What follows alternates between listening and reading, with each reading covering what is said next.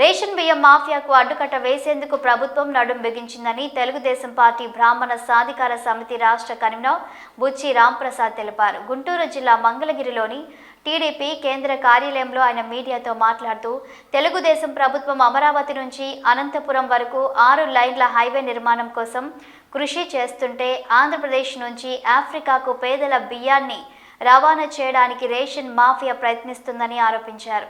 రాష్ట్రంలో గత 5 ఏళ్లలో ఒక్క పెద్ద పరిశ్రమ ఈ రాష్ట్రానికి రాలేదు.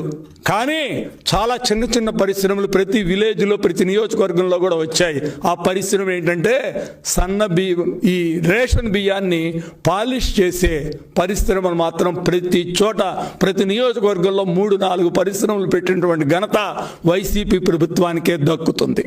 ఇక కాకినాడ ఎస్కోబార్ పెద్ద కాకినాడ చుట్టూతా ఉన్నటువంటి మిల్లర్లలో పెద్ద బియ్యం మిల్లుల్లో పెద్ద దందా జరుగుతుంది.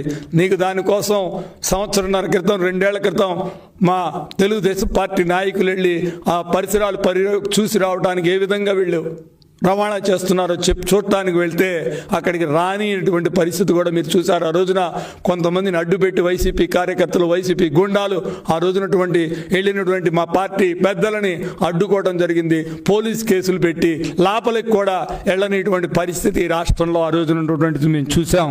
ఇక రేషన్ బియ్యాన్ని ఎగుమతి చేస్తున్నటువంటి విషయాలను ఎన్నోసార్లు మేము బట్టబయలు చేయడం జరిగింది.